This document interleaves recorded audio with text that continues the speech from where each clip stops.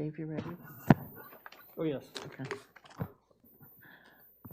I'm going to go ahead and call the regular city council meeting August 18th, 2021 to order.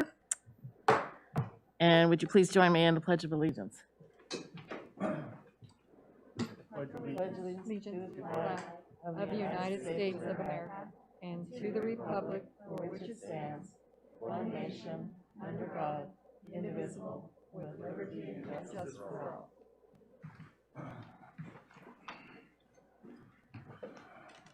And roll call, please. Mayor Copeland is absent. Tom Baylor. Here. Kathy Sherman. Here. Jeff Guard. Here. Melina Meyer is absent. Ann Schaefer. Here. David Allison. Here. David Gleason. Here. That's a quorum of council. Okay, and move to, or approval of the regular agenda. Are there any changes?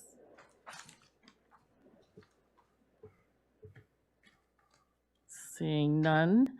Disclosures of conflicts of interest and ex parte communications. Yeah, Vice Mayor Sherman. Yes, Councilman Baylor.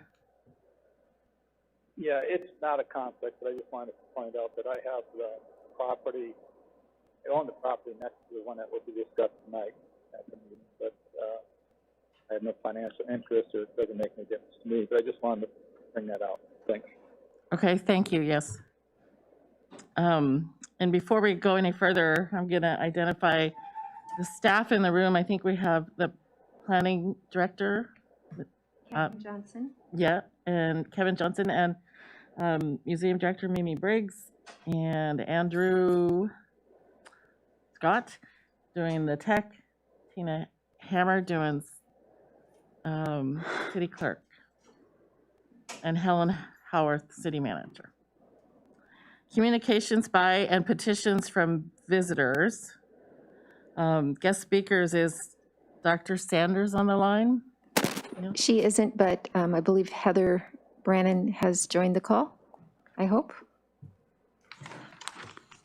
Heather, are you with us? Yes, ma'am. You want to go ahead, please? Sure. So for this week's update, our numbers have stepped down at a pretty good rate, whereas last week we were seeing numbers in the double digits of positives. A lot of those testing pods have paid off, and we're now down to single-digit positive numbers for this week. I think we have 8 positives right now, so that's really awesome.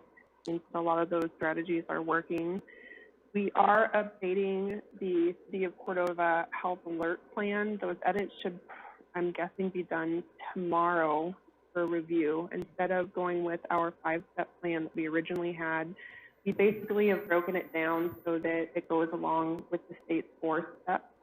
And we've incorporated those colors to kind of keep everything lined up. And then to pair with that, we've made a matrix based on those steps and colors that kind of lets local folks know what to do when they're masking, when they're social distancing, what restaurants can do, what businesses can do.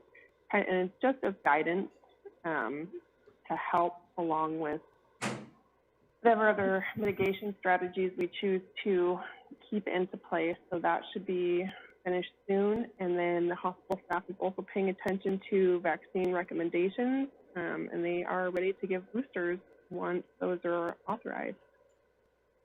And that's what we have for this week. Okay, thank you. Are there any questions from council? Anne? Hi, thanks, Heather. I was just wondering if you've seen, or if, I don't know if you know this, is there any increase in vaccination rates, or is it staying pretty steady? I don't know if you have anything to report on that front. So I had a conversation today, actually, and we are having those numbers re-looked at. I know the last time they were looked at, we were between 40 and 50%. But you have to consider, I know that we started out between 60 and 70, and I think that part of that drop is due to the fact that we opened up that range of 18 to 12-year-olds for vaccinations, and so our numbers also increased. But they are asking the state to look into those again to make sure that we do have that percentage correct. And I think by the next council meeting, Hannah should have some more updated numbers. I do know that every testing pod that we do, as the weeks go by, we seem to be getting a few more people here and there that want to become vaccinated. So the number is increasing, but it's a very slow climb. I think what we're still looking for is that group of folks, not necessarily, I think in the beginning they said that there was a percentage of people that were willing to get vaccinated, and then there was 30% of people who, were thinking about it, just weren't sure, and then you had a percentage of people who were positive that it was something that they didn't want to go through. And what we are still trying to capture in Cordova, I think, is that 30% of folks who just need more information to go ahead and make that decision. So hopefully within the next couple of weeks, as things progress around the state and whatnot, we can usher some of those folks in and get them vaccinated. Thank you. Are there any other questions for Heather? Anybody online have questions? Okay, hearing none, we're going to move forward to audience comments regarding agenda items. And I'll just remind the audience that these comments need to be addressed to something that is on the agenda tonight. You need to state your name and your residence address, and comments are limited to 3 minutes. And please join us and speak into the microphone. It's a race. Hello, my name is William Deaton. I live at 524 2nd Street. I am going to be addressing the council about the COVID-19 response. We can't hear them on the phone, please. Hello. Okay, my name is William Deaton. I live at 524 2nd Street. I'm going to be addressing you all tonight about the COVID-19 response, which is on your agenda. Specifically, the Cordova Arts and Pageants renting out the North Star Theater and requiring vaccination, proof of vaccination. I was hoping that, based off of the CDC, they say that people who are vaccinated can still get COVID, that they can still show symptoms for COVID, and that they can still transmit the virus to other people, including those who are already vaccinated. As one of you asked, we were hoping to have updated numbers on the vaccination rate within Cordova, but last time it was between 40 and 50%. And so we're split right down the middle. And based off of the science, based off of what CDC is saying, we were hoping that you guys would take action and stop this discrimination from taking place. It's not going to help us stop the spread of COVID-19 because people who are vaccinated can still get it and still spread it to others. And so please, I urge you, stop discrimination, stop it from happening. Thank you so much for your time.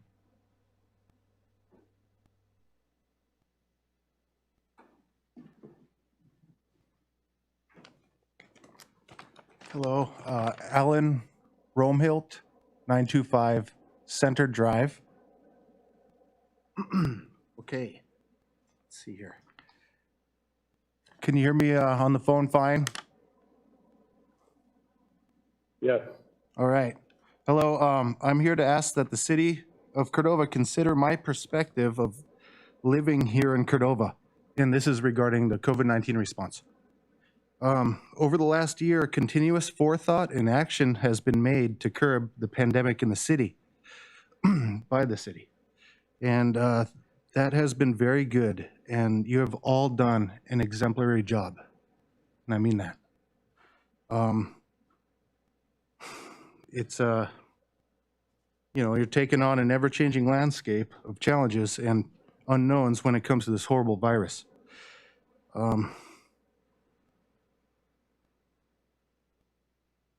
I know that I may come off as crass when I say this, but I would like to see more of an effort by the elected officials and the city manager to curb the division that is happening. I know Cordova has been split 50-50 on most issues, but the chasm is spreading. It is sad to see that the city center is allowing an event that requires a specific genre of people, vaccinated and masked. I've had COVID recently, I have a concern for medical reasons and others of receiving the new injection that is supposed to enhance your body's reaction to the virus. It doesn't make me immune, but apparently it is supposedly gives me the ability to not get sicker than if I hadn't received it. I am immune now by natural causes. So when I'm around others not wearing a mask or social distancing, I am not a threat to health and safety. But I can't help but feel judged and looked down on. This is a constant battle that is propagating to the point that people may think I don't care for others. I can honestly say that I believe human life is sacred. Everyone deserves to feel valued and cared for. And I care for all of you around me.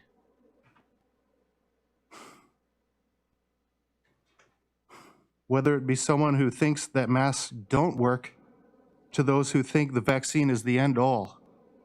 With all this said, I would like to see the city take the position of unification of everyone's concerns. This can happen, and we can all be safe from the things we fear.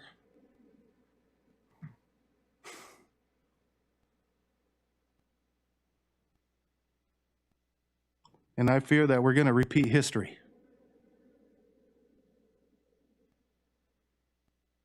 Anywho, that's all I have to say. I just wanted to say thank you for what you've done, and I love this city. It's not like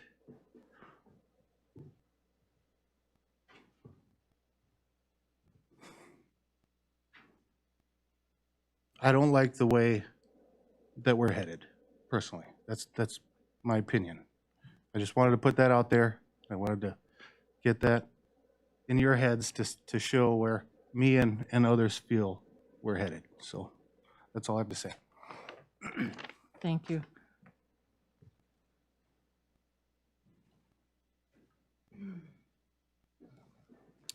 Hello, my name is Lynette DeCook. I live at 713 Chase. I want to give to you a definition: segregation, to separate or isolate from others or form a main body or group. I feel when we have these kind of things that is going on at the Civic Center, that is what segregation is. Right now in New York City, less than 30% of Black people are vaccinated.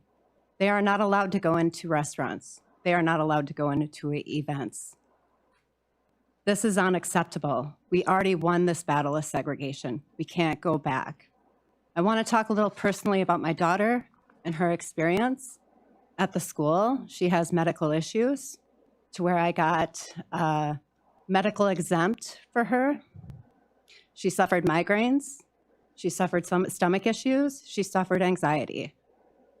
As far as the breaks went, she was allowed 2 minutes out in the hallway, 10 minutes in the classroom with a mask, 2 minutes in the hallway. That was her break. That was excluding her, separating her from her peers. The fear that everybody else had when she did not have her mask on was such a problem to her. And when you looked at getting her psychological help, our psychological people, 3 months to get, to just go in and get her examined, to get a basic. It's like the mental wear on our society right now is at such a level of it just shouldn't be happening. We need to look at everybody. We need to have respect for everybody's decisions. They have their personal. There's people with immune that cannot get the virus, that cannot get the vaccine. They are totally being discriminated against. There's people that are hesitant because it is not certified yet. They have a right to feel that way. And the city should not allow this kind of thing to happen on taxpayer property. It's nothing less than going backwards. Thank you.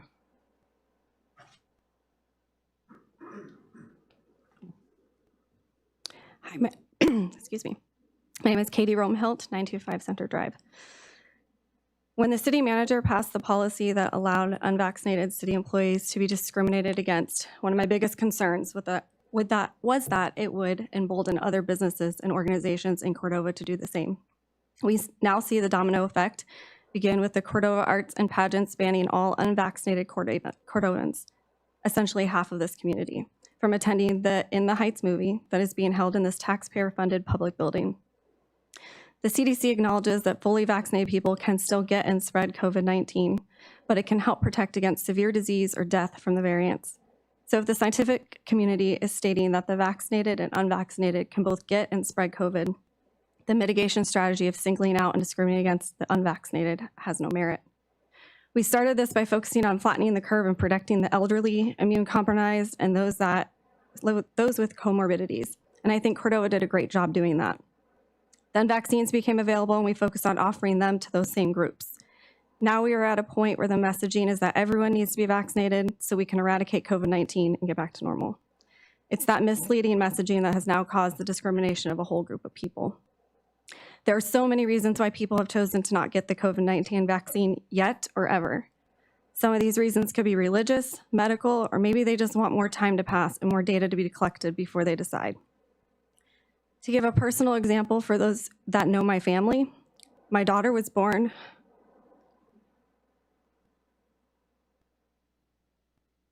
with a rare genetic disease that only 1,200 people in the world have. She has had COVID and recovered. My husband was born with a heart condition and with some of the vaccine side effects being heart inflammation and blood clots. I think if we are honest, we can all agree that enough time has passed or data collected to prove that these vaccines are safe for them. He also has had COVID and has recovered. This is just one reason in one family. There's no one size fits all for medical treatment. This also brings up the topic of natural immunity, which the medical community is not talking more about. Instead of labeling people as the unvaxxed and a threat, take a minute and think of your neighbor or a friend. Picture their face and say their name. These are your community members. And I encourage all of Cordova to come together and not allow this harmful discrimination.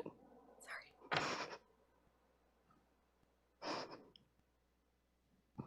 According to the medical team, half of Cordovan's population is unvaccinated for whatever reason. I am now asking this council of elected officials to do what you can do in whatever legal capacity you can do to protect half of the community that you represent from discrimination. By doing so, you set a precedent that Cordova will be a community that will not allow discrimination of any person for any reason. Thank you. Thank you, Katie. Are there more folks that would like to speak to the agenda?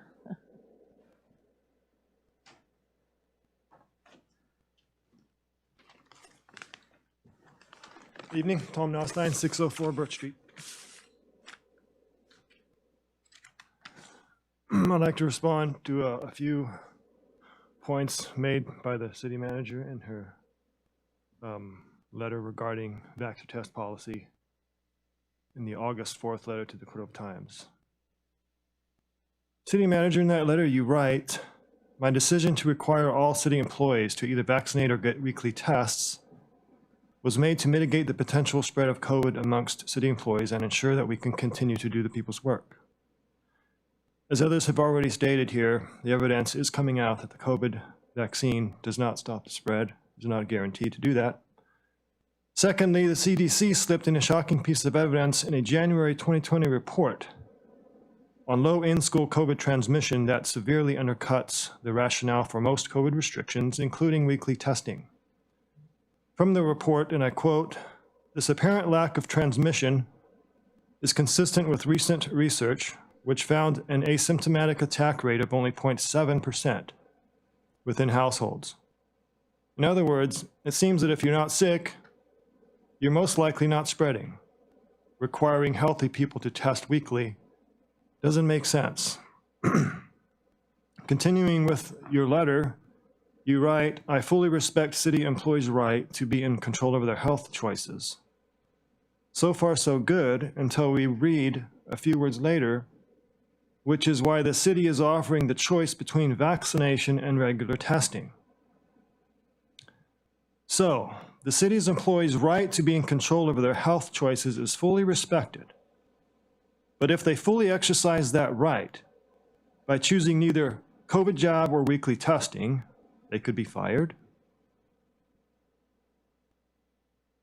Cordova has had well over 100 cases in the past month, you continue, saying with several patients medevac to Anchorage hospitals. I have to ask, has Cordova had over 100 confirmed cases per CDC's own case definition or 100 positive test results? Because a positive test result, regardless of the presence of symptoms or sickness, is not the same as a positive COVID case. To report every positive test, regardless of any further evidence of infection, as a positive case is simply misreporting. Finally, last point I'd like to comment on from your letter. The science shows the CDC-19 vaccine is the best way to stop the virus. Respectfully, no, the science does not show that. Health choice, not health coercion. Thank you.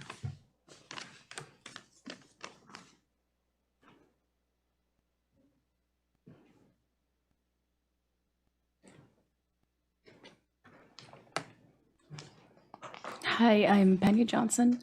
I'm at 114 South Worker Street, and I'm just here to encourage Cordovans' leadership and the community as a whole to stand against discriminating people based on vaccination status. Thanks.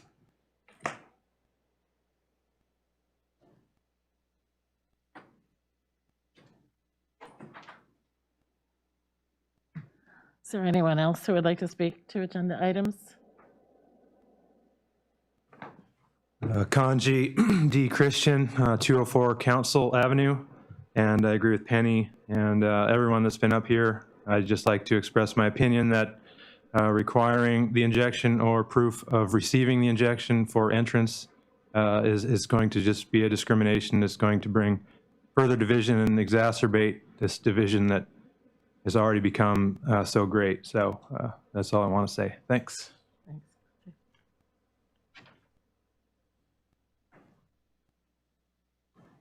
Anyone else want to speak to the agenda items?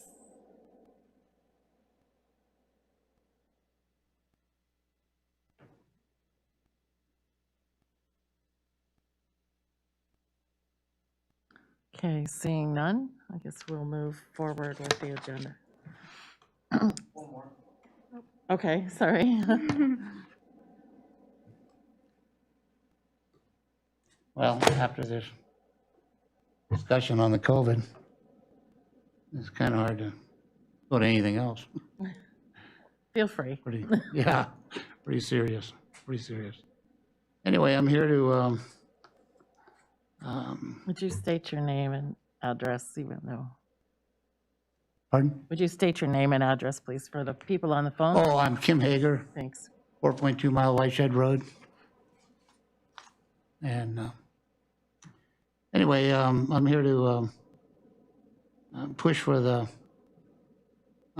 lot in question in section 12, 11, and 12, and it's item 11 and 12, to be made available, and also to go to direct negotiations with me. I think you all received some paperwork that I got from the City Council when I went to find out about the property and what it entailed. And at the time, they didn't have the information. I got what everything the commissioner at the time, planning commissioner at the time, but he was only around for a few days, and then another commissioner, now another commissioner. But he gave me everything he had, maps, aerial photographs, whatnot, and I took that to the bank as being the property. And actually, I made a deal with Warren, and we drew up the paperwork, and la-di-da-di-da. Well, that ain't the way it was. There was some stuff back in the archives from 1952. It changed things a little bit. It was never put on paper. There is a draft in here. They had it surveyed last month. And it shows me with this just very small portion of the lot. I think I kind of been taken for here a little bit. I mean, I paid quite a bit of money for the lot. Reason I did this because I own the lot that's above there, and I wanted to have parking, wanted to be able to build a house up there, and have a lot down below for warehouse, whatnot. So anyway, it wouldn't work out the way it is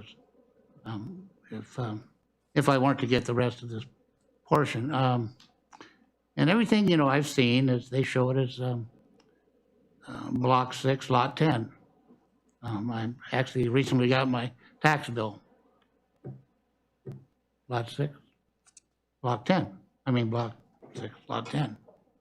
And if you do the math on it, take the lot next to it, it doesn't compute that I'm only getting taxed on every number I get is different, right around 4,000 square feet.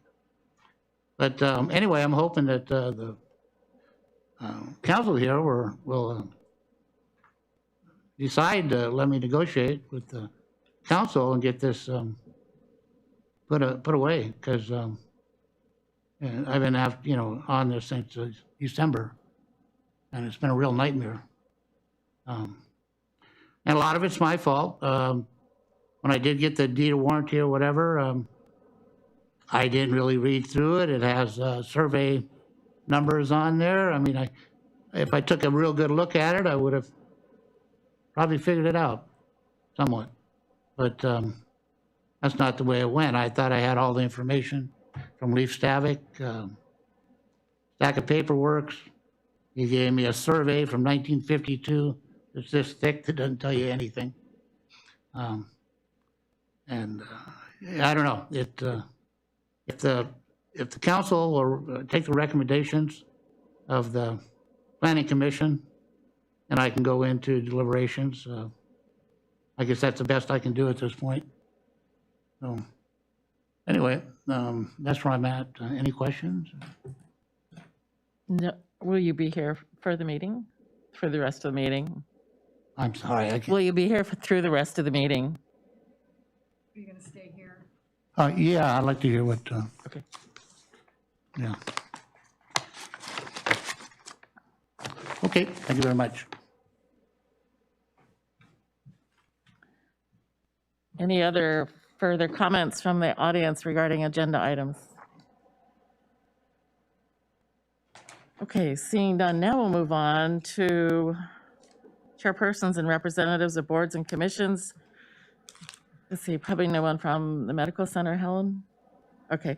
Anybody from school board on the line? They are just about ready to start school, so probably not.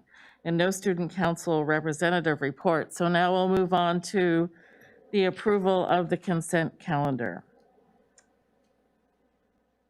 Aye.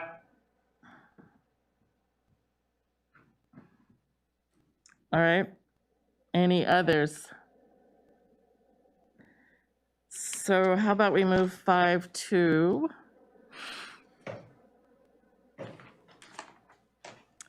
Tina, is the appropriate thing on new and miscellaneous business since it's new? Move it. It's a resolution. 11A. 11A. Okay. Okay, we'll move resolution 082138 to ordinance and resolutions. It'll be 11A.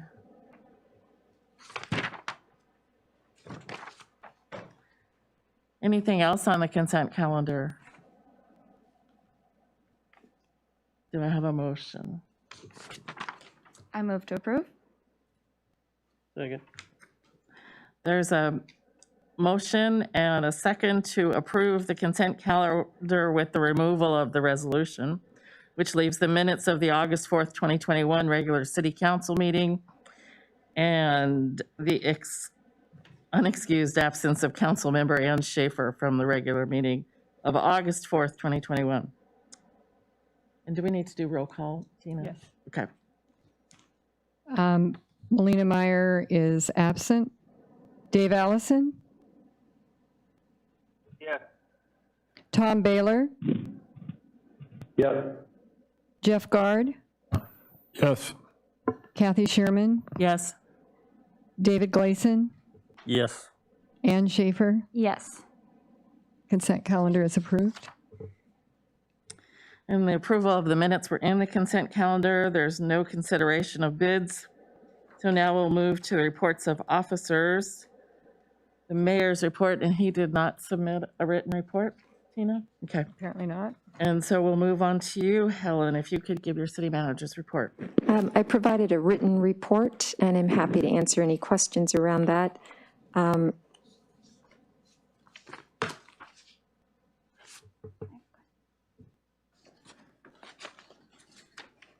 there any questions? Oh, Councilman Schaefer. Thanks for the report and the update about the harbor funding. So that was some good news. I was just wondering what the decision timelines for those other, like the RAISE grant, the PIDP, and the EDA grants, what the timeline for those is. The RAISE grant will be notified in early November, is my understanding. Okay. The PIDP grant will be a longer decision, probably not into the first quarter of 2022. And EDA has a rolling deadline, and we are waiting for some outcomes on some of the other funding sources to actually make application and make sure that we have the right project. But that, again, will be forthcoming in the early part of 2022. Great, thank you. Councilman Gleason. Yeah, Helen, I got a question on this money that Lisa Murkowski got. Do we have to apply for that, or are they gonna divide that up somehow and just, if we, just give us money? So the infrastructure package that was just passed will be dispersed through the various federal agencies, and they will develop their own project guidelines on how those funds will be distributed. My understanding, it's a 5-year process, so all of these funds will have multiple opportunities to engage, and we can certainly, we have a lot of projects we are actively trying to get in a place where we can apply for some of these funds. But again, the federal agencies that are going to be directing these programs have not yet developed guidelines or processes by which we can apply yet. But we're very actively engaged in paying attention to that.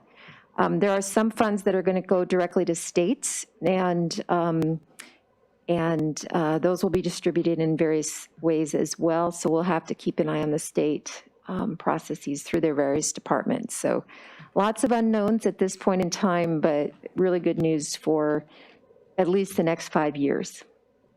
But it's not possible that we're not gonna get any money. I mean, If we didn't apply for any money, that is definitely a possibility. Okay, so but that's- we are not in that we're gonna position. keep you- Yeah, we're going to jump in with every Right. body part we can. Are there any other questions online for the city manager? Yeah, Vice Mayor, this is Allison. Yes, Councilman Allison.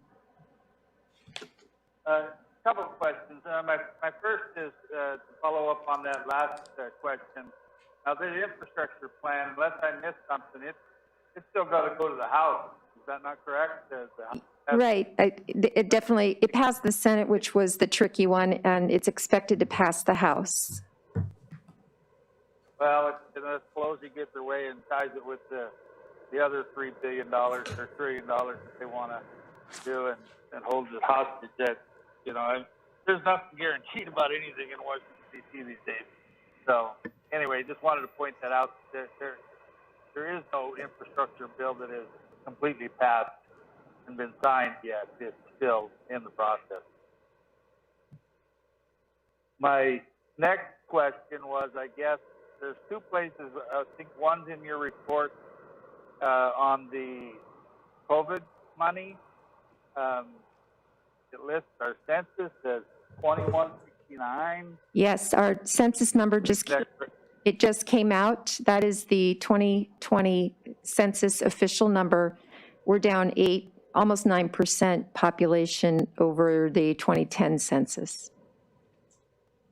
What's the other number that's in there that references on the other topic that's in there that lists the census areas and it shows Cordova being 2,600 and something? Was that an anticipated and not an actual? Is that? I believe that number includes Chenega and a few other communities that are not actually Cordova City. So anything that's outside of the city limits, it might still be in the 99574 zip code. Okay, I figured it was something like that because we've never been, well, I won't say never. It's been a long time since we've been at 26 people. So, and I guess my last thought is, we'll get into more discussion, I'm sure, on the COVID discussion, but since it's in your report on the policy for the employees testing, I guess I just have a couple questions on that.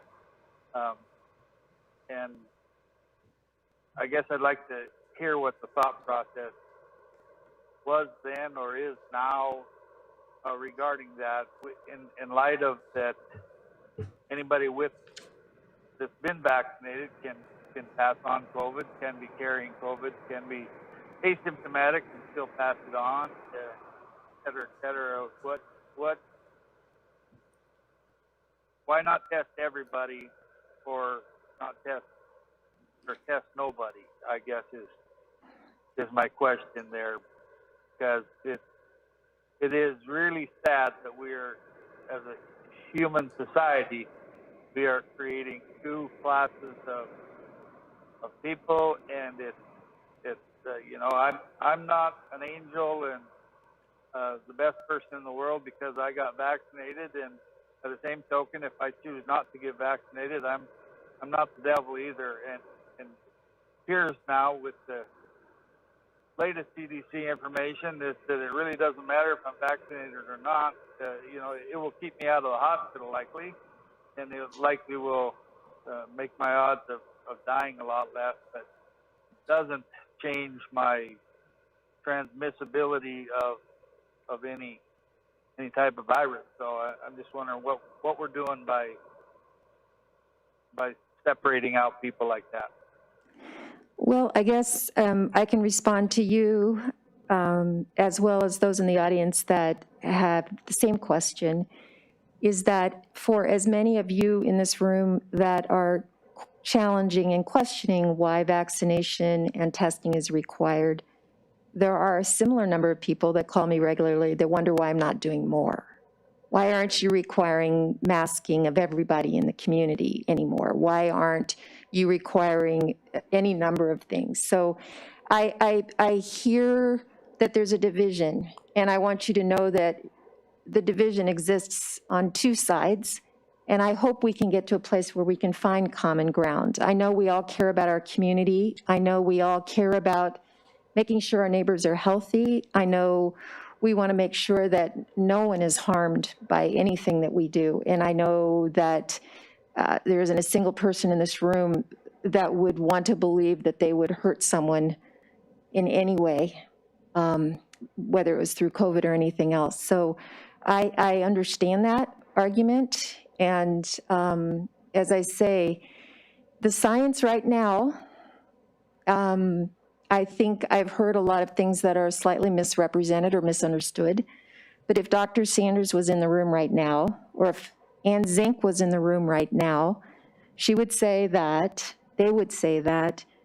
vaccinations is the only way to slow this thing down. Yes, it's true, you could still get the virus. It's true, you could still transmit it, but you're not going to be impacted in the same way as someone who's unvaccinated. And indeed, the 100+ cases that Cordova has had that have ended up in the hospital or ended up seeking medical attention, 100% of them have been unvaccinated. And those are the numbers that make our medical teams very nervous. Those are the numbers that cause our hospitals to get full with people who need special care. So I guess I can only say at this moment in time, I am trying very hard to thread a needle, not to separate our community, but to keep it safe.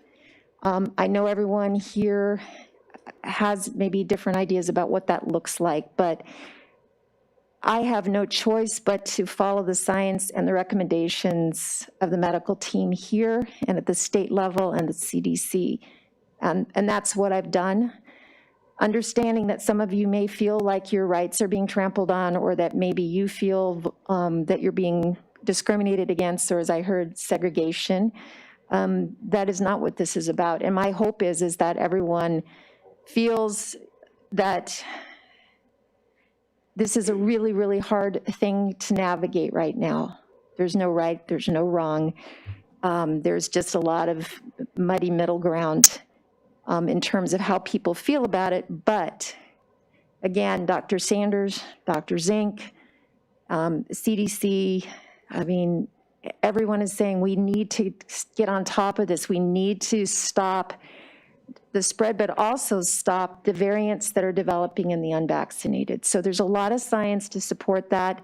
I know we could probably all argue till the cows come home, but I'm just going to keep listening to the people whose voices I have to trust. And I thank you for your understanding, but that's where we're at. Are there any further questions? Follow up on that. I recognize your dilemma, or your wanting to satisfy all parties. But back to my initial question is, what good is it doing letting the vaccination come first without testing, when they could indeed be carrying it and likely are more transmissible than those that are unvaccinated? I think that's exactly where the problem lies, is that information is not, that information that you just articulated is not the information that I'm getting from Dr. Sanders and Dr. Zink. The information that I have heard over and over again is that those people who are vaccinated are less likely to have a high viral count and aren't spreading it as easily or as quickly as those that are unvaccinated. And the biggest concern is getting people to a place where they're getting sick. So for city employees, for instance, we ran very precariously close to not having first responders and closing down a couple of departments because the unvaccinated individuals in those departments got sick, and not only were they carrying the virus, but they were ill. They were not able to do their work even if they were asymptomatic and came to work masked.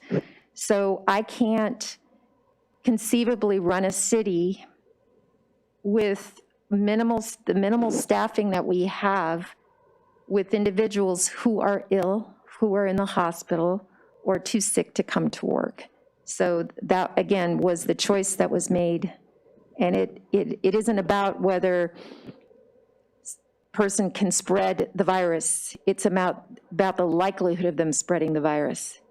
And the unvaccinated are the ones that are more likely to spread if they catch it, and they're the ones that are more likely to be sick if they catch it. And we just need to be careful. So, and a health choice is definitely, so it's also my choice as city manager, my responsibility as city manager, and that's where we're at. Okay, well, it's a gray area, whether that's policy and that's your department, or whether that's policy and that's city council's department. But I'm not going to get into that right now. I just think I would suggest that we reevaluate whether or not we should be testing all employees weekly or no employees weekly. We should not separate out, because we know that vaccinated people can carry it. We know that vaccinated people can spread it. So anyway, that's my comment. I hope that we would look into it and continue to evaluate that policy. Sure, and I will say that at the next council meeting, Dr. Sanders is on vacation right now, and I would feel much more comfortable letting her address the health concerns that you are bringing up and other members of the community are bringing up, because again, trying to follow the medical science here, and she has can certainly answer any questions you guys have about that. Are there any other questions for the city manager on her report? Seeing none. This is Tom Baylor. Okay, Councilman Baylor, go ahead. Yeah, I guess I'll just make a quick comment, and I'll keep it to the testing of the city employees. I agree with that policy. As somebody that has ran a business and had employees, I know I'm responsible for them. I can go up on a roof and endanger my life, but I can't do that with my employees. I could get sued, I could go to jail, there's many things that happen. It's my responsibility, those employees are my responsibility. The city manager is in that same position. She's responsible, ultimately responsible for the health and safety and welfare of everybody that works for the city of Cordova. And if she has to take these measures, whether we agree or disagree personally with them, I think it was the right thing to do. I think we have to err on the side of caution until we get through this. So not everybody's going to be happy, but hopefully everybody will be safe. So we do the best we can. So I support it. Thank you. City clerk's report. Tina, do you have anything to add? No. Okay, so there's a written report of the redistricting information and the census information in the packets. And there is no correspondence, so we're moving on to ordinances and resolutions. Looking for a motion. Move to adopt resolution 082137. I'll second. Resolution 082137 has been moved and seconded. It's a resolution of the Council of the City of Cordova, Alaska, updating the 2021 land disposal maps by, number 1, adding the east portion of Lot 10, Block 6, USS 3345 EAC Edition, and number 2, designating the east portion of Lot 10, Block 6, USS 3345 EAC Edition as available. And to your motion, Mr. Guard.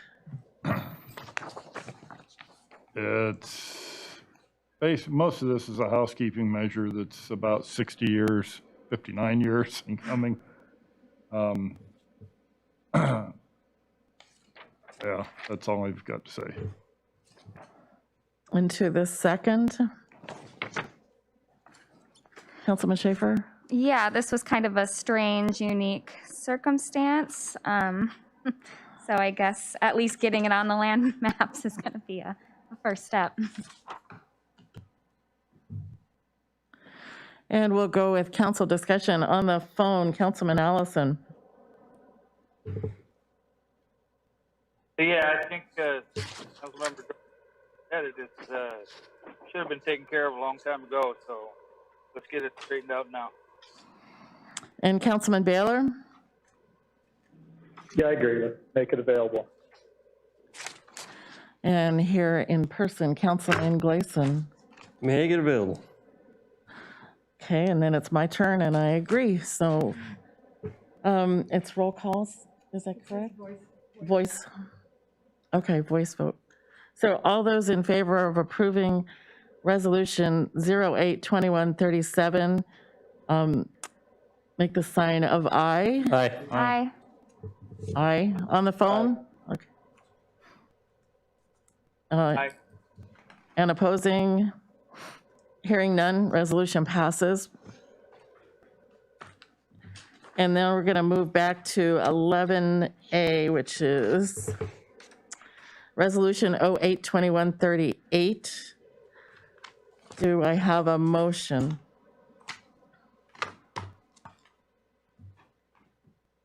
So moved.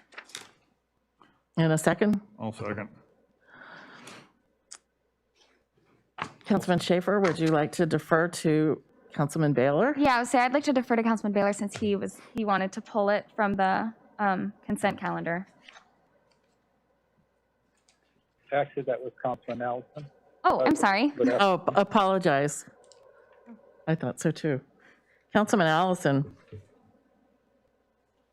Yeah, I think we both might have called it out there, but yeah, I thought, you know, I don't really have a problem with the Appraisal Company of Alaska, but we had discussed this before, Council, and so I thought we were going to go out for formal RFPs, and that doesn't appear to be what happened. It looks like staff just, you know, they like, well, and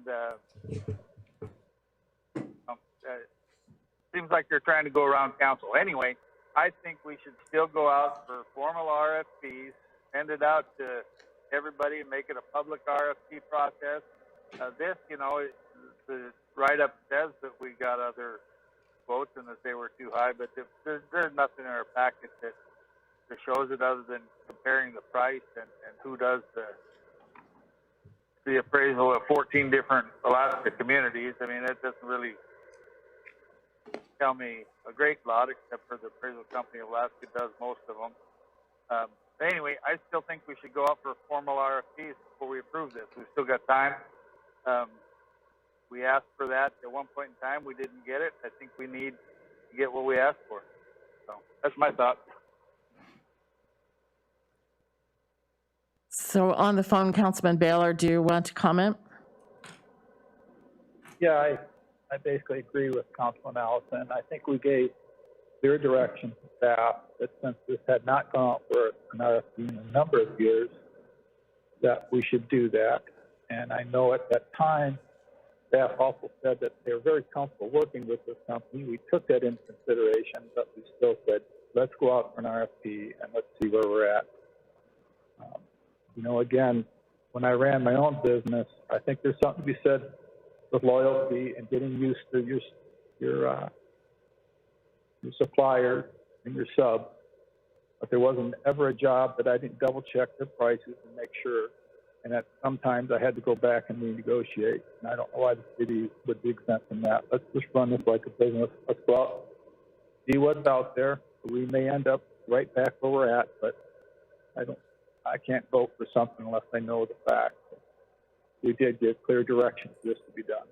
Thank you. City Manager Howarth, can you comment at all? Yes, I just want to clarify a couple of things. Susan is not available to be at the meeting today, and I know she would be able to answer many of the questions that many of you seem to be having at the moment.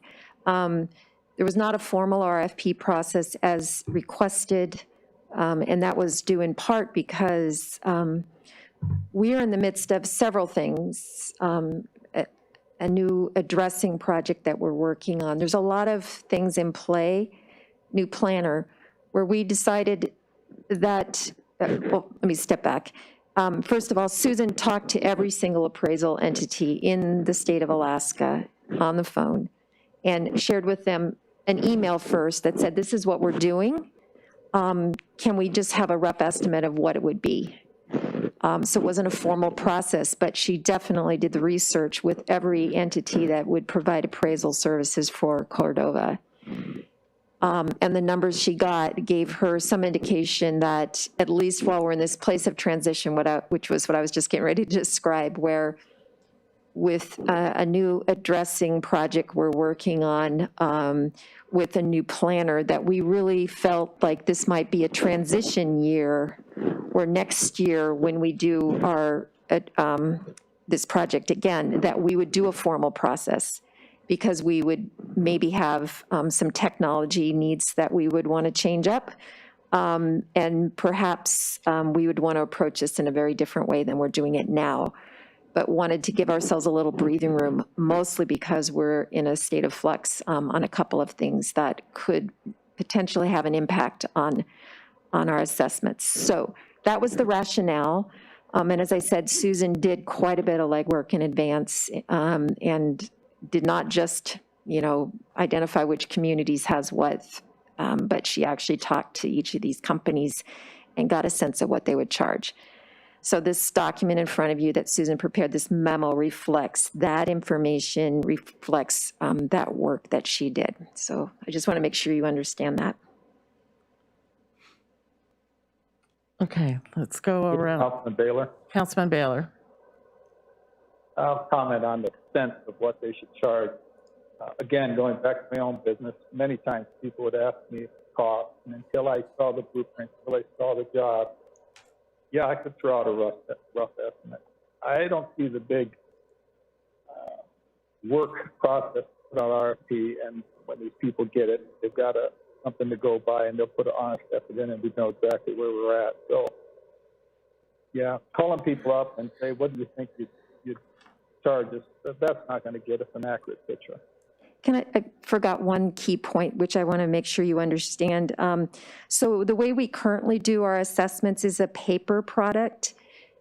If we move to any of these other entities, we are going to need to invest in software that will make it an online process and will more or less lock us into the vendor that we are going to use for a period of time, because we'll want to amortize the cost of that software investment out over X number of years.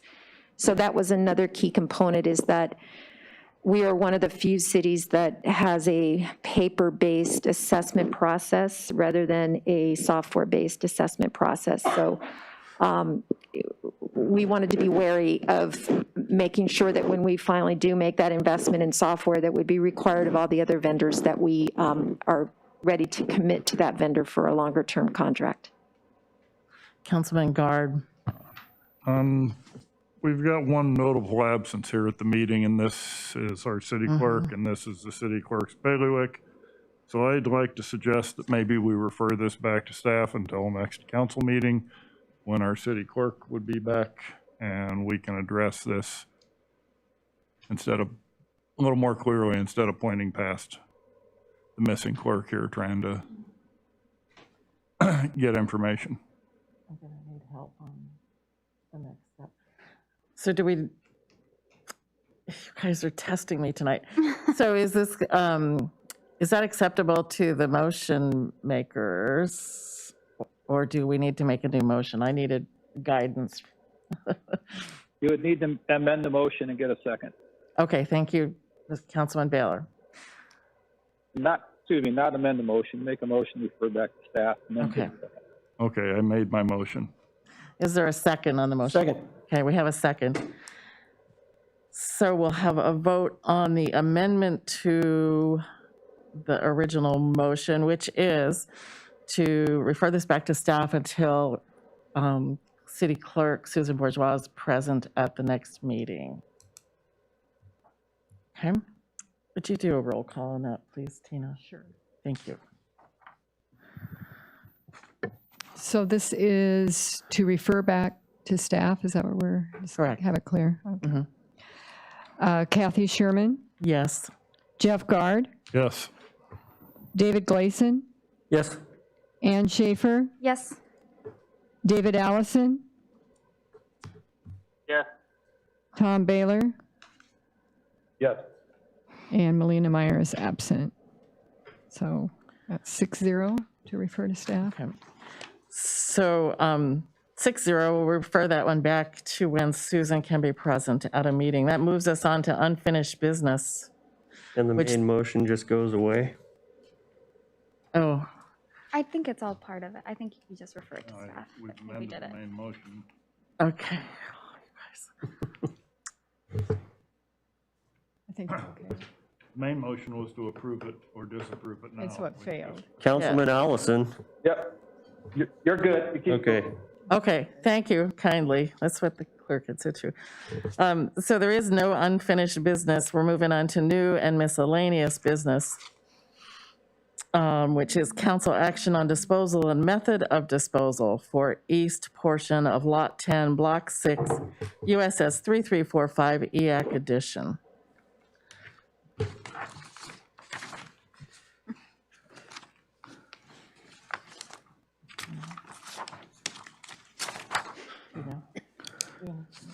What page is that on? 32. There it is. Okay. So I'm entertaining a motion to bring that forward for discussion. Yeah, I was trying to get the page 33. I would move to, I'm sorry, I can't get to it. Page 32. 32. And move to follow the city planner, or the city planning commission's recommendations and. Jeff, why don't you speak louder into your mic so Tom can hear? Okay, I'd like to move that we follow the planning commission's recommendations and move forward with direct negotiations with Kim Hager on disposal of this property. I'll second. We have a motion and a second, and I'm going to repeat it for those of you online. The motion is to direct the city manager to dispose of the east portion of Lot 10, Block 6, USS 3345, EAC edition as outlined in Cordova Municipal Code 5.22.060B by, and the choice has been negotiating an agreement with Kim Hager to lease or purchase the property. And discussion. We're going to start on the phone. Councilman Allison. Yeah, I think that's probably the proper thing to do in this particular case. I think we do need to, you know, we'll talk about a pending agenda, but we do need to, you know, be notifying adjacent property owners, and I don't know if we've done that or not, you know, and certainly going into negotiations doesn't finalize any deals at all with anybody, but I think in this case that it, you know, whoever's oversight on maps and descriptions and such from 60 or 70 years ago, I think it's appropriate to negotiate with Mr. Hager on taking care of this deal here, but I certainly don't want to make it a habit of direct negotiations on property, especially without notifying neighbors. So anyway, but I support it tonight. Okay, thank you. I'm going to continue with council comments, and then we have the city planner at the table, and with council's permission, once we make our discussions, I'll ask him to comment. So Councilman Baylor.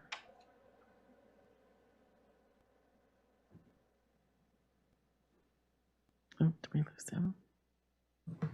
Councilman Baylor. Whoops, I'm sorry, I put it on mute. Yes, I'm going to stay consistent. As always, residential property should go out to the community. There's a couple points here, and the first one is the city bears no responsibility.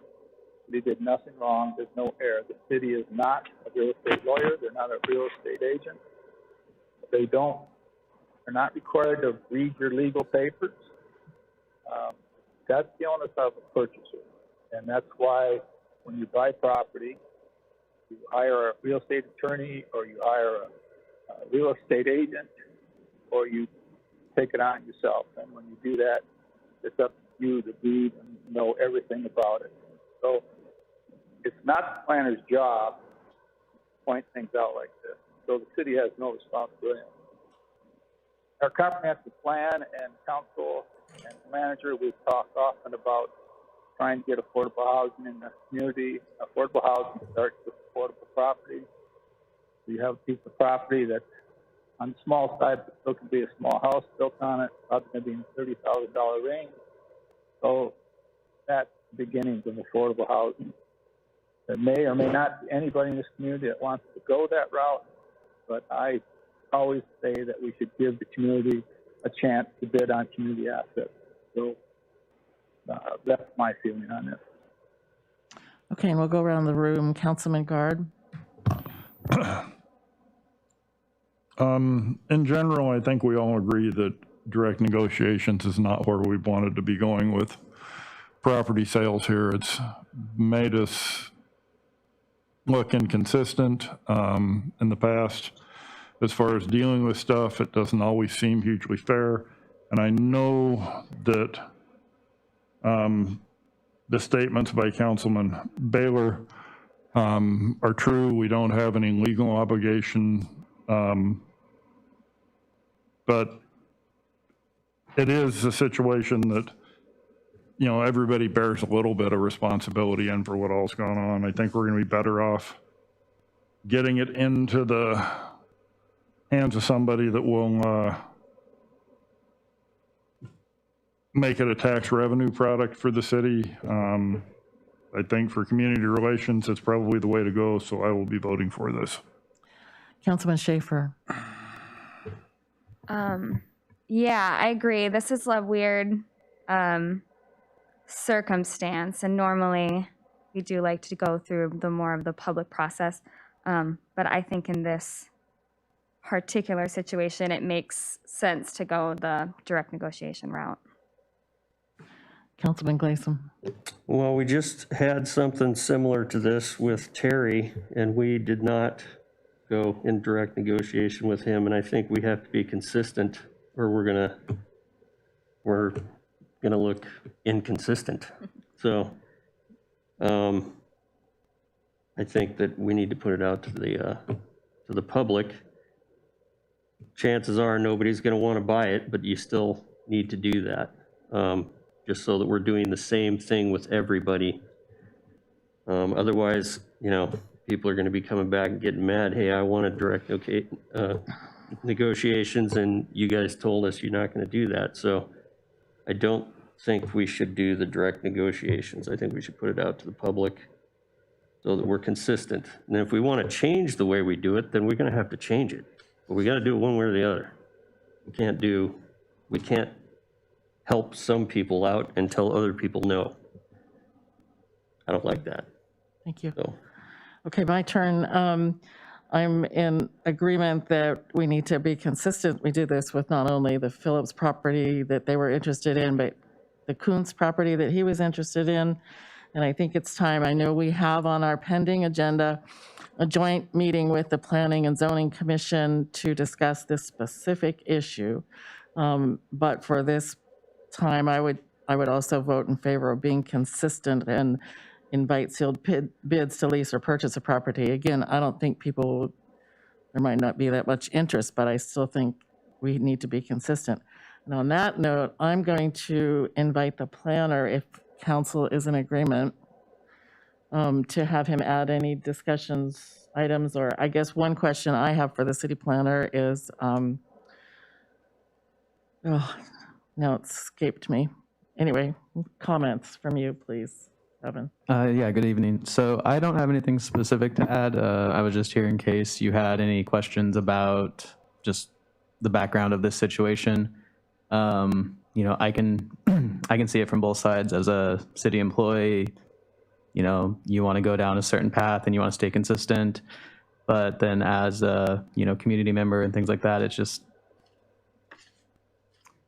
I can understand that the direct negotiation path with Kim Hager would be possibly appropriate in this situation just due to the complex nature. I don't know what's happened with those other properties that you brought up, as I was not here for that, but it just, it seems that in this situation, while the city legally bears no responsibility, it would be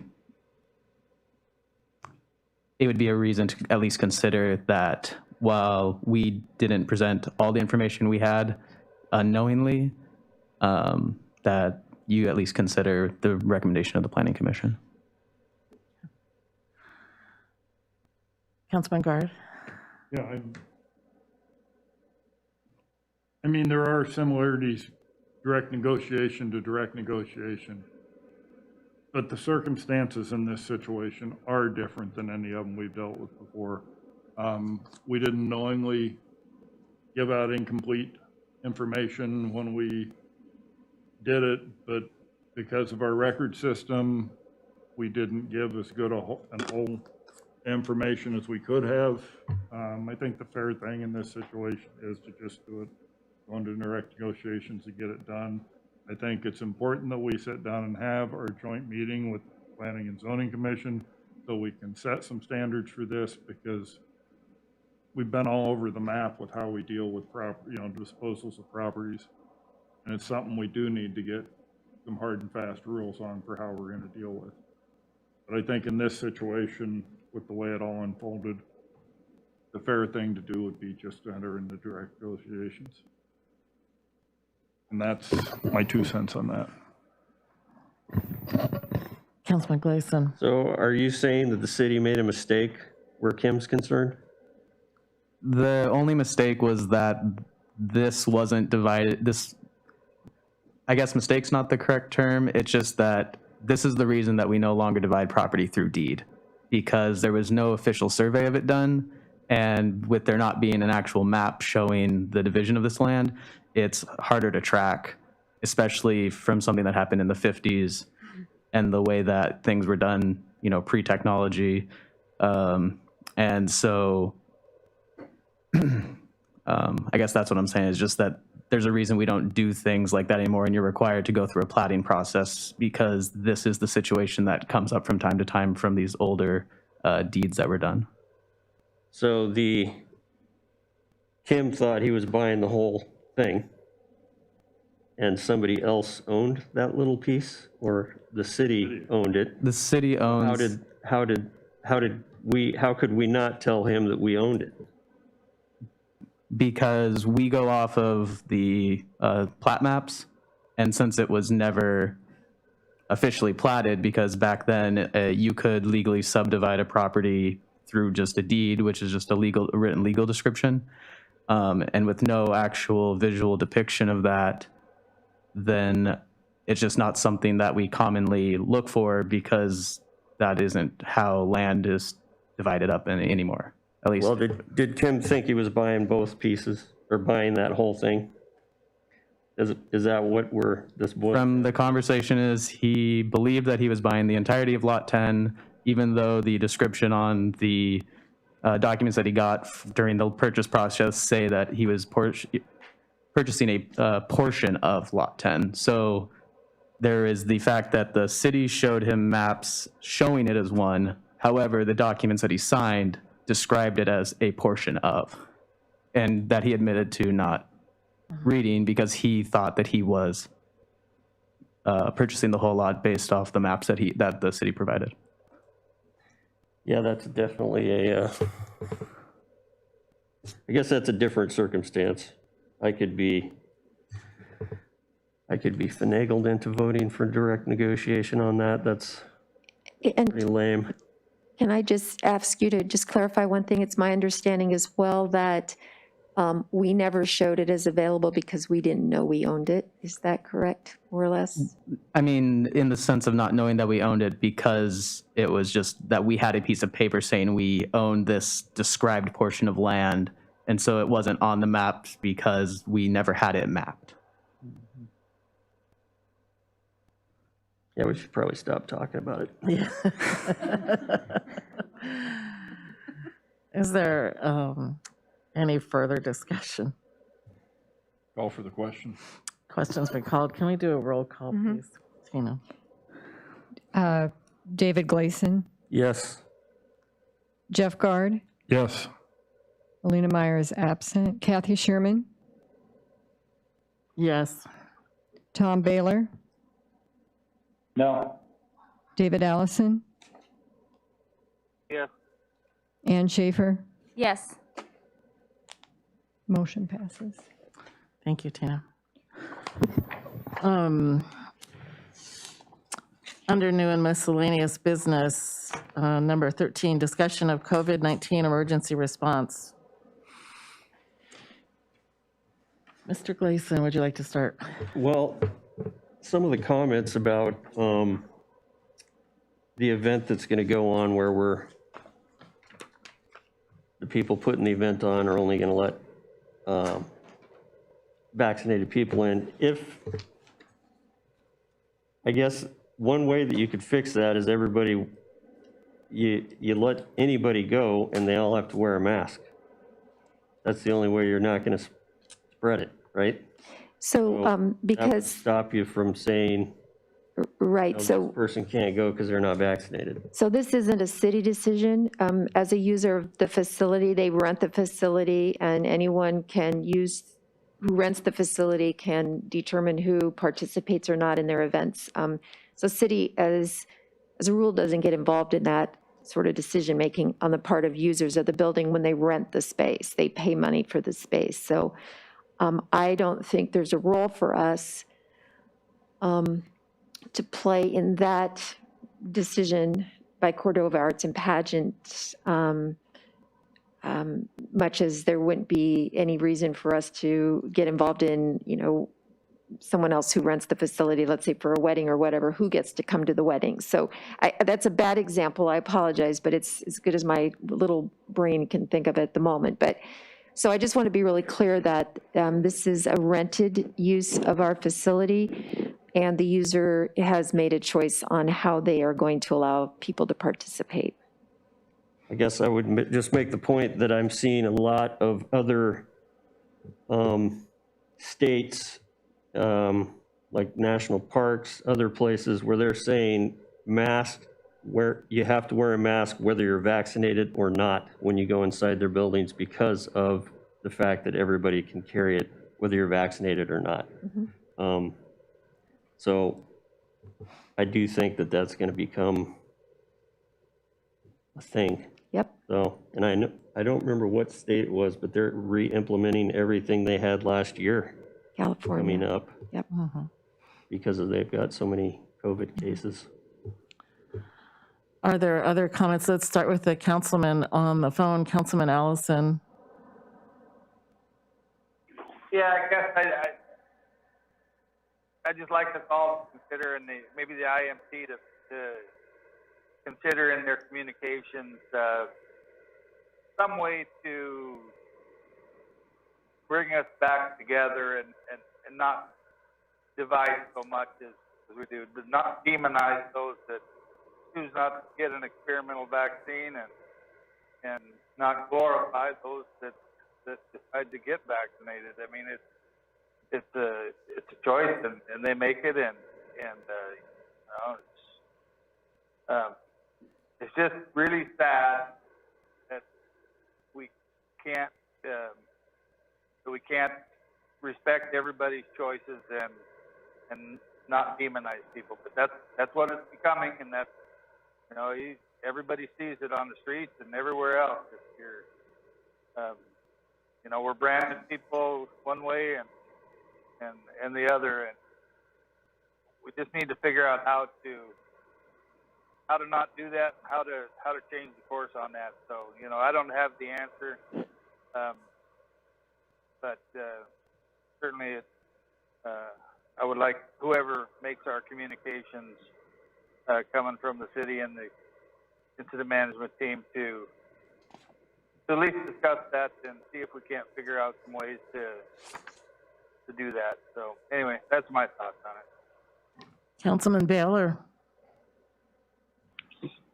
Yeah, I guess I'll comment to kind of getting off track a little bit here, but since it was brought up about the, I believe it's a volunteer group that is putting on this show and the whole vaccine thing. So Vice Mayor, you probably know better than anybody the policies that you have for renting out the theater. I mean, obviously, we would not rent it out to some anti-government overthrow or somebody, a hate group or anything like that. But is there policies that give the city say so in a situation like this, where you know if you're going to have an event, you have to let everybody in? And if not, maybe we need to look at those policies later. But council clearly does not have any input on who uses City Hall. That's a management decision. And these are volunteers, so we'll have to work that out. Okay, thank you. Yeah, I'll speak to it when it's my term. Councilman Guard. Yeah, as alluded to by Councilman Baylor quite strongly, we can set policy for this, but if we want to set policy for it, we've got to go through a public notice process for this, and this isn't something we can do in just one night here. And if we say there can be no discrimination, anybody can come into anything that's done in anything, the example that was just used is a wedding. If we have a wedding here and we've got the fleet just came in and they heard they were going to be serving free drinks at the wedding reception. I mean, you wouldn't want your wedding party crashed by something like that. So there may be some things we could figure out that would make this equitable, and we could set some guidelines, but it's not something we can do in a knee-jerk decision in one evening. And I kind of take exception with the stuff that's been being put out there that people are being demonized because they haven't got a vaccine. They're being made second-class citizens. And I'm a vaccinated person and I believe in vaccines. I'm the son of a polio survivor. So I wholeheartedly believe in vaccines, but I understand this isn't an approved vaccine. We've still got work to do there. And if people decide that they don't want to take a vaccine, that's their deal. But if we can think of things that help mitigate stuff, and I understand that there's crossover, breakthrough cases, whatever we want to call them, but the infection rate for folks that have the vaccines is much lower than the infection rate for people that don't have the vaccine. So if there's things we can do societally to help us hold this infection rate down in the populace so we don't end up with more and more variants and a bigger and bigger problem with this, we should do it as long as we're not discriminating against people, and that's not what's happening. I mean, what's discriminatory about getting a test? They're free tests. There's none of that. I mean, I don't understand. Maybe I'm dumb, but I don't understand the discrimination and stuff in this.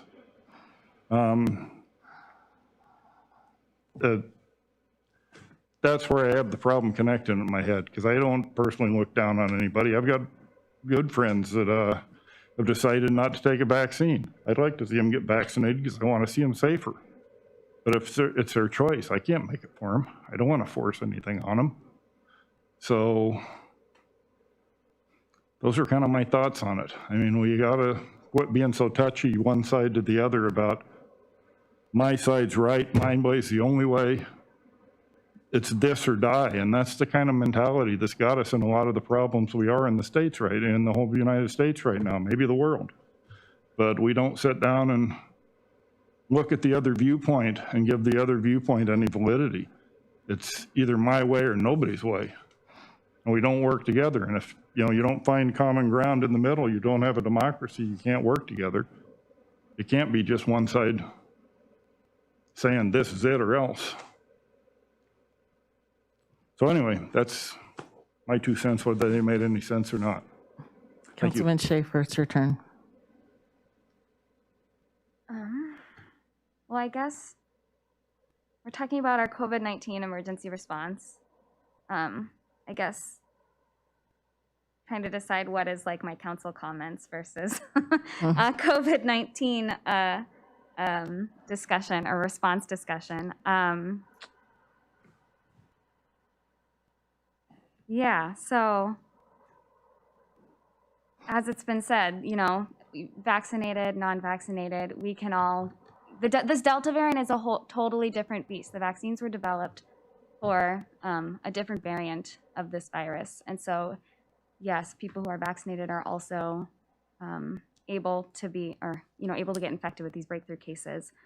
But the science, the data is showing that it's people who aren't vaccinated yet for whatever reason. I really appreciated hearing all the input tonight, but it's the people who don't have the vaccine at this point or aren't gonna, they're the ones getting sick. They're the ones in the hospitals.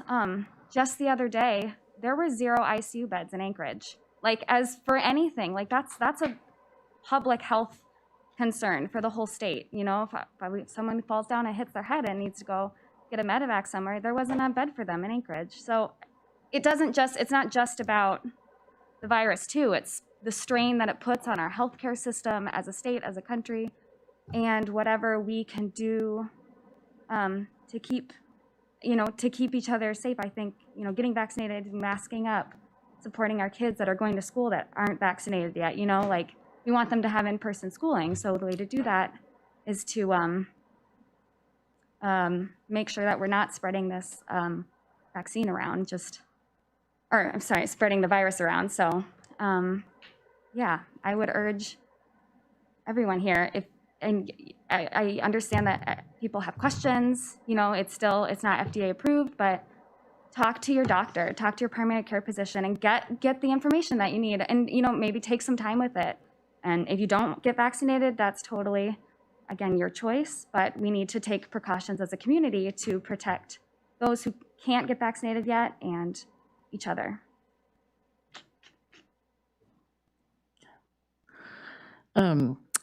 So I had a couple requests, maybe for the city manager, for possibly for our next meeting, if Dr. Sanders has returned from vacation, and maybe Dr. Zink could join us. And I've made a list of some of the questions the audience asked tonight, so I can forward those to you, and maybe we can forward those to our medical team so that we can actually have a good response.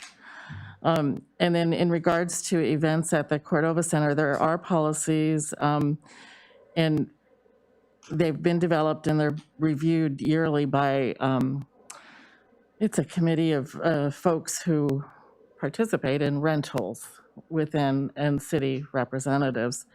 They're very broad and they're not very discriminatory. I'm thinking right now off the top of my head, because you used the wedding, yeah, feather boas, no, you cannot have a feather boa because they stick to the floor if you're drinking alcohol and it spills. Glitter, no, so I guess those things the city has kind of determined affect the building, and the building's, interior, our cleaning policies.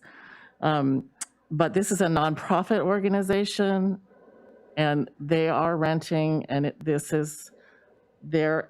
it's an organization you can become a member of.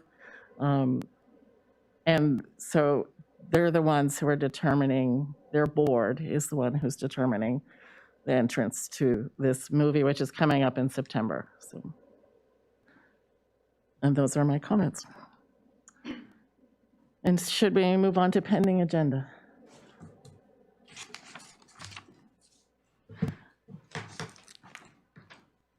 So I see the number one thing is a joint meeting with Planning Commission regarding land sale process. Kevin, was there a date discussed at the last meeting potentially for this, or Helen, do you know? They would like to meet as soon as possible. Okay. So we were bringing it to you to see where it fits in on your schedule. I think we would like to meet as soon as possible. So we'll let the clerk get that on there for us. Could we do it as a workshop before our next meeting? I would prefer that. I think everybody else probably would too. So maybe a workshop prior to, I don't know, if we're ready, then the first meeting in September. All right, excellent. Yeah, I'll work with the clerk on that and then let the commission members know. Okay, thanks. Is there anything else on the pending agenda that anybody wants to bring up? Dave? I heard a rumor today that we might not have any ambulance service for a few months. Is that true? No, there's a risk right at the moment because we're short-staffed, but we're well on our way to a solution, and I'm going to get that firmed up tomorrow. And then I heard recruitment for firemen is way down too. Yeah, right at the moment, I think during the summer season, the volunteer fire department staff numbers go way down because people are actively involved in fishing and other things where they're not in town.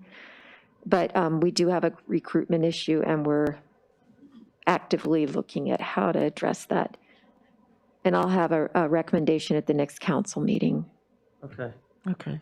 Yeah. Maybe have all too. Yeah, we'll have a full presentation at the next meeting. Okay, thank you.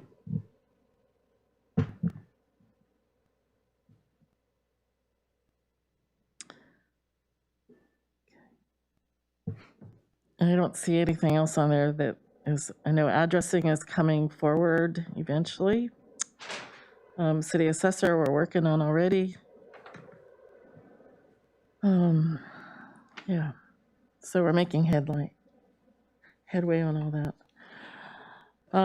So that brings us, if there's no more comments, to audience participation. And in this opportunity, you can speak to anything that wasn't, even if it wasn't on the agenda, but you still are limited to 3 minutes. And please state your name and address. Hello, my name is William Deaton, 524 2nd Street. Thank you so much for having this council meeting. And I really want to thank Helen to begin with. I really appreciate your leadership in this city, and I truly appreciate you. And I want to thank the council for furthering this conversation and having this conversation with us tonight. I really, truly appreciate it.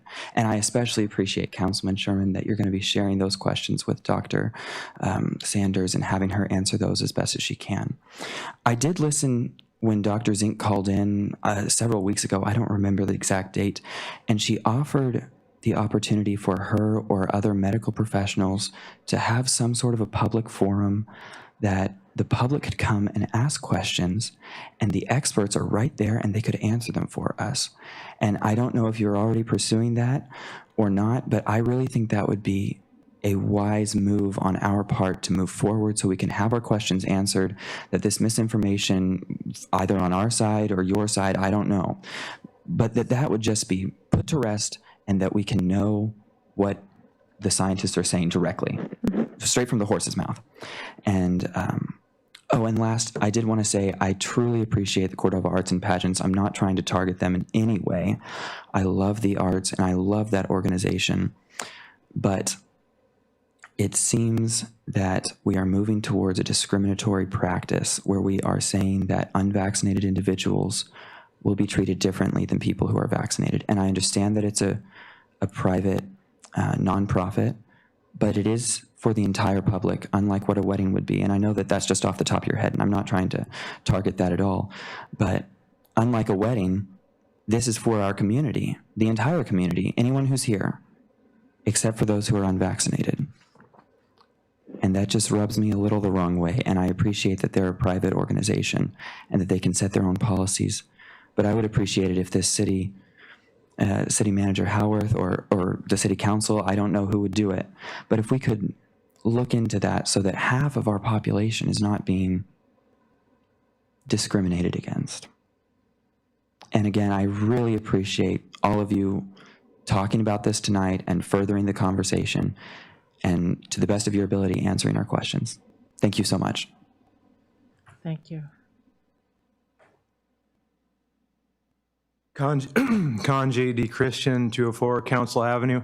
So the big issue I see here is this claim on science and the doctors. It's a big world out there, and so I come across all sorts of conflicting information with the science you're saying you're receiving, and that's the science you're receiving. I understand that's your position, you're under that authority. But this medical system in general has tends to have a top-down authority flow, and things are sort of cohesive within the systems. But throughout the world, there's all sorts of medical professionals of every specialty, doctors that are coming out regularly. I'm talking about hundreds of doctors, epidemiologists, virologists over the past year. And so I guess I would ask if you've heard the other side of the science, because I'm getting this, I'm getting fairly defensive over this constant claim on science to just listen to the science. Well, I could show you all sorts of science. I could aggregate a table full of stuff come next month's city council meeting. So I don't know if you've heard much from, there's like I said, hundreds of internationally recognized medical authorities that have totally different conclusions than what you're hearing. So I don't know, do you get that? Have you seen any of that? I think, if I may, I could just respond. I think when you understand that there's a lot of emerging science as well, as this virus is more known and as the variants become clear, we as a government entity have to anchor ourselves in the prevailing science that is coming through state and federal sources, because that's the umbrella under which we work. So that necessarily becomes our guiding I understand. But if you're neglecting all the rest of the science that's out there, is a very big risk. Well, it's a big risk to ignore the science that we have in front of us too. And so I think where we'll all benefit is having those medical professionals in the room, and to have people like you who have your own research that you've done. Right. You can ask those I'd love to put it questions. all together to show you all in case you haven't seen it. Like you're talking about, this narrative of the pandemic of the unvaccinated. Well, from what I understand, the recent studies that have come out from Israel and Gibraltar, and there's another country that are the most highest vaccinated countries in the world, are having 85, 90% of their COVID cases be vaccinated people. I've heard of doctors and other medical workers reporting that ever since the vaccine came out, there's been an uptick and a huge swing in COVID cases amongst the vaccinated, even the majority. So I'm hearing all this stuff from all over the world in different places, and I just feel like people don't always seem to be hearing that. So I want to bring that to the attention. And you, Jeff Gard, mentioned, we don't want to get into our way, one way or the highway. Well, that's really why we're here, because we're getting to a point where now, it's only the injectionated that can come to see shows. And around the world, we're seeing different places, like in Australia, in these extreme places where it's getting to be only the vaccinated way or the highway. I mean, they're threatening that you can't even buy groceries. Like in France, even Don Lemon on CNN has suggested this thing. So that's our big concern. And it's really more than just the discrimination issue. It's that sort of authoritarianism that's really just stepping on inalienable rights that we have as people made in God's image. So I guess that's about 3 minutes. A little bit more. Thanks, Thank Kanji. Is there anybody else who would like to come forward and speak? Yes, Alan Romhilt, 925 Center Drive. I appreciate the suggestion of talking to the IMT, of looking at trying to be more even-keeled on, those that don't want to be vaccinated. And by golly, I feel silly sitting here wearing a mask because I've already had COVID. I'm not a threat. That's the policy here at the city. Okay, it's just the science behind being infected, recovering, and now being immune. I don't need to wear a mask. I don't need to feel like a threat to people. And I would like to see the city work on becoming a little more unified with the possibility of not separating those that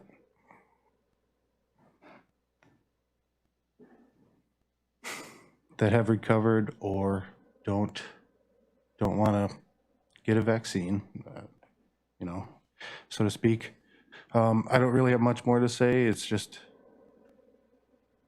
thank you. I appreciate the efforts that are put in, and it'd be nice to get Dr. Sanders in here after her vacation and some medical advice regarding those that have been vaccinated and have not been vaccinated. So that's all I have to say. Anyways, thank you. Thank you, Alan.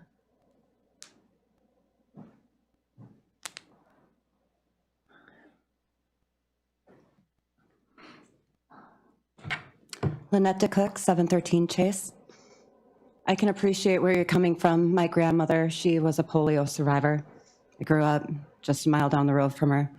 I also have family who have compromised immunity, friends and family that cannot get this vaccine. So they're not allowed to see this show. I mean, and they might be having trouble with employment or something like that. We have to be careful of the rabbit hole we're going down. We don't want to be divisive. I don't want to have any problem. I have No problem with somebody who wants to be vaccinated, unvaccinated. I have my own beliefs on it.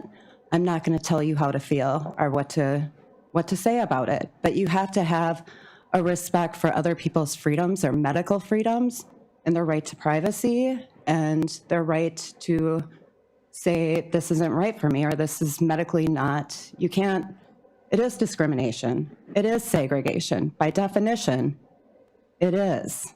And it's something the city should be very cautious in going forward. Respect all of you. Thanks for your time. Have a good night.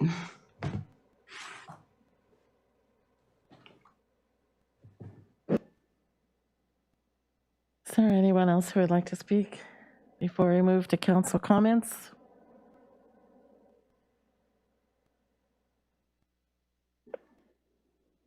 Hello, I'm Desiree Jensen, 140 Candle Drive.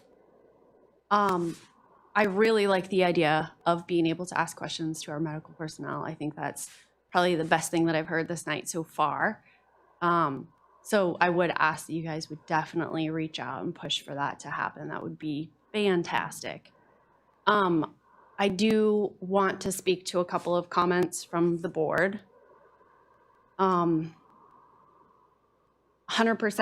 of the unvaccinated being on our toll, on our city toll, that's actually not true. I know a handful of people that were vaccinated that tested positive, and they were part of that number. So that's slightly misleading to come up here and to say that for public records.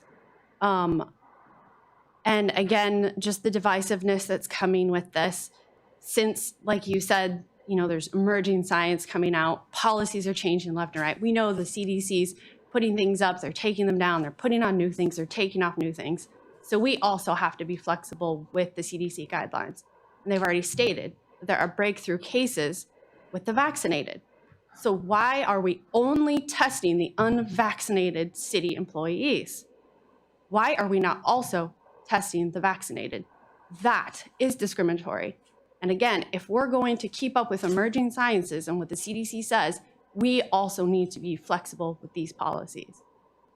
That is what I stand for. Thanks, you guys. Thank you.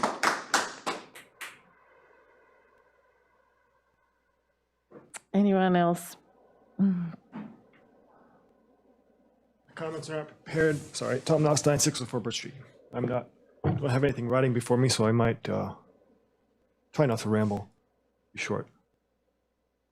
I'd like to echo William Deaton's sentiment. I do appreciate the position that all of you are in, the decisions that you have to make. I truly do. I can't help feeling like there's a thick irony hanging over our small town. And that is this. It seems like the city and the school district are pursuing mitigation protocols and strategies handed down from on high that, in striving to keep us safe from one relatively minor threat in terms of fatality rates and what we actually see is happening in Cordova as we look around. Not what is happening anywhere else in the world, what is happening here.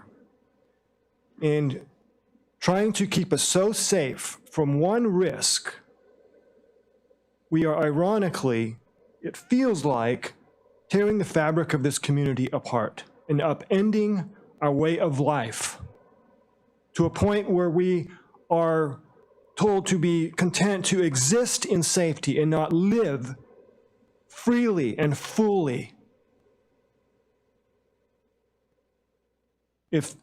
If that is what being safe from a virus is going to be all about, I don't want any part of it.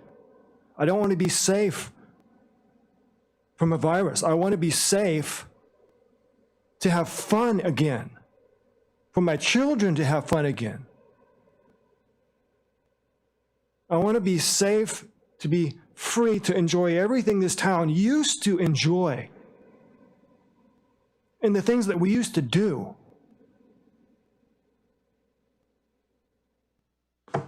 But safety is more important than living life to the fullest.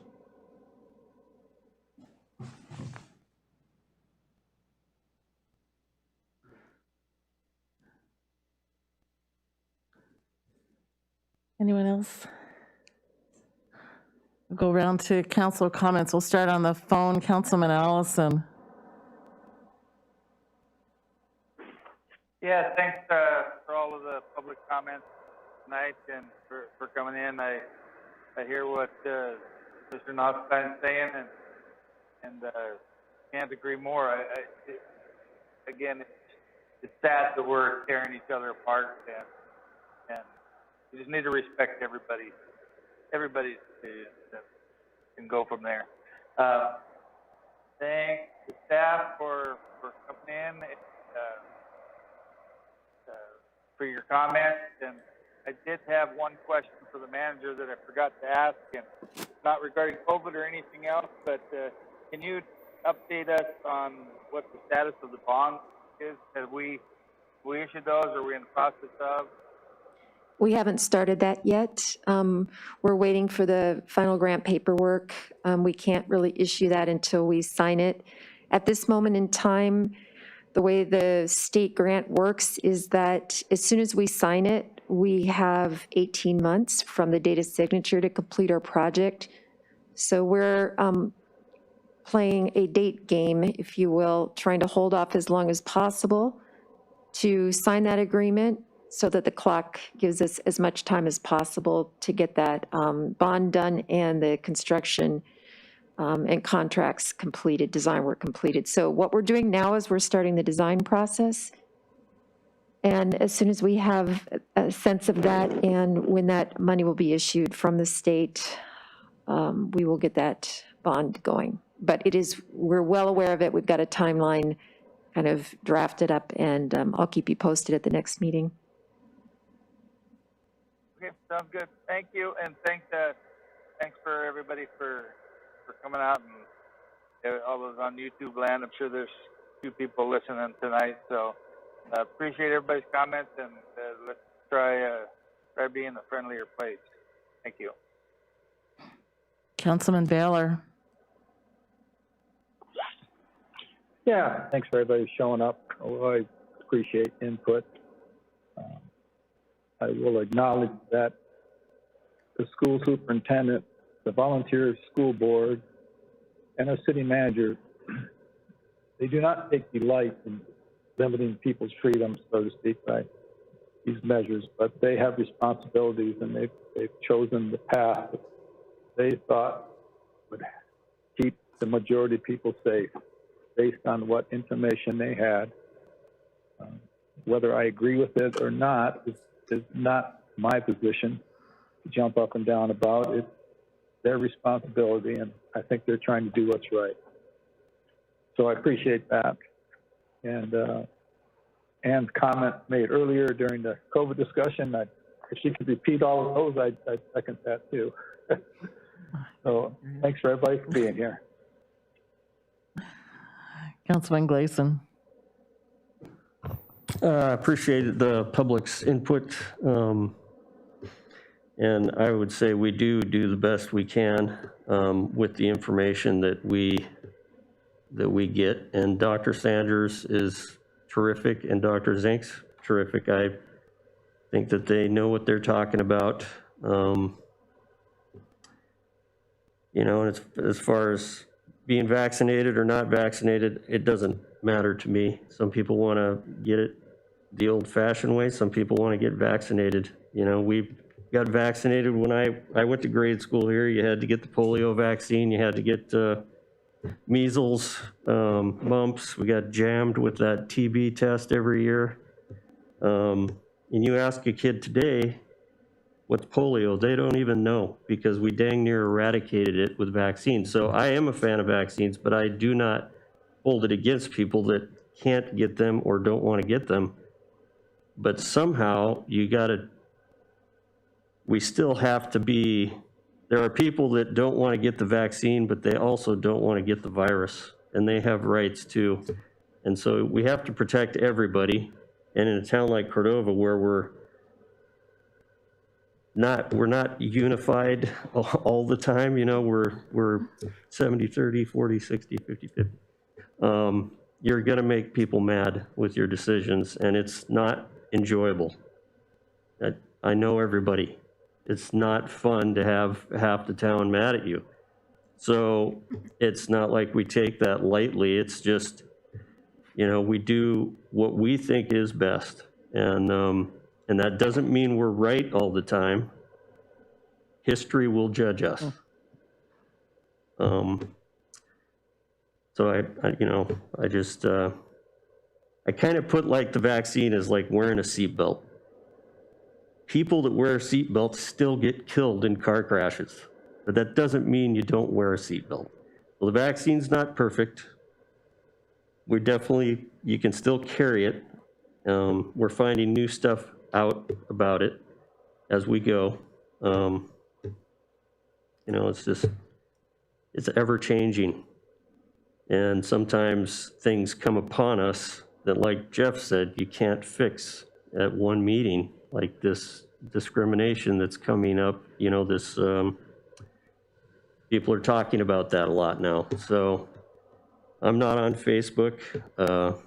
You can't really be on Facebook and sit in this chair. So I am not on Facebook. I don't hear all the comments that people are making. This is kind of the first time I'm hearing this. So I like everybody. I'm not discriminatory. We will do the best we can, but like Helen said, we're renting the building to a private agency, and if they go somewhere else, they're just going to do the same thing. So I don't know what kind of an effect we're going to have on that. That's the honest truth. So that's the end of my comments. Councilman Schaefer. Yeah, thanks to everyone for coming and all the audience participation. I do appreciate all of the comments and the thoughtful comments. And I mean, we're in the same, we all want to get back to doing the normal things that we like to do in Cordova. We all want to do that. And the way to do that at this point is to take precautions. And those precautions, the best precautions that we have available to us right now are masking and vaccines. So those are kind of the options right now. And so that to get us to some semblance of normal for the time being. So I would encourage everyone to do both of those, or at least one. So I also, let's see, so there's that.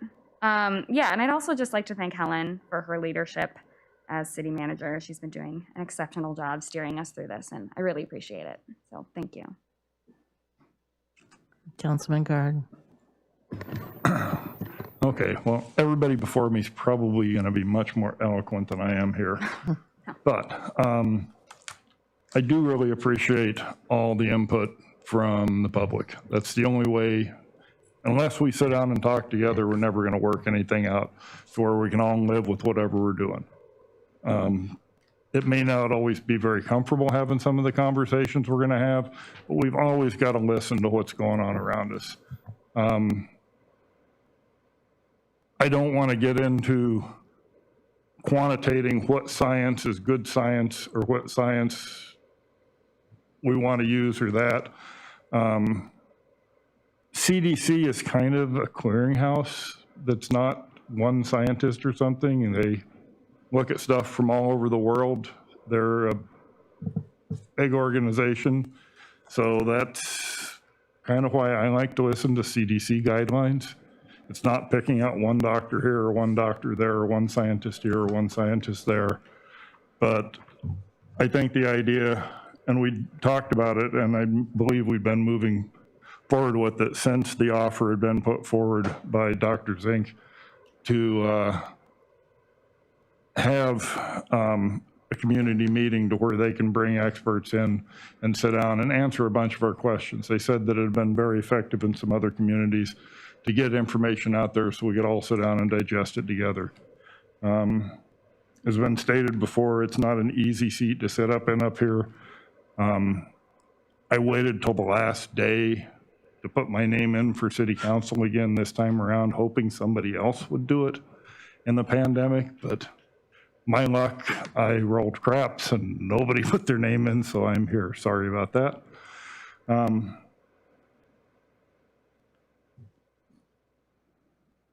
I guess that took me every place I needed to go. So anyway, thank you very much. I appreciate it. I'm sorry if I don't always make the decisions or the votes that you would like me to, but I'm doing my best with the best information I can get. And it's not with any discrimination against anybody or any ill will or any hard feelings or anybody being tried to make into a second-class citizen. Trying to treat us all as fairly as I can. Thank you. We appreciate you putting your name in the hat. Yeah, you need somebody to throw darts at. I'm it. Okay, I'm going to quickly close this out. I just recently have had discussions with a dear friend who also had COVID and who is not vaccinated. I am vaccinated. I am going to wear a mask. I lost my father to COVID. I was able to have a good discussion with my friend. In fact, we had 3 discussions and we didn't argue, and we were able to agree to disagree. And so I appreciated hearing all the conversation tonight. I've spoken and written with some of you before and have shared that I've lost a relative, and so yeah, I have my own reasons for making my decisions. But it was nice to have a conversation with an audience tonight. And Helen, I just wanted to thank you for all you've been doing to keep the city employees safe. And that leaves us with one thing. Move to So moved. Second. Hearing no objections, we're adjourned. Right on. Thanks, Kathy.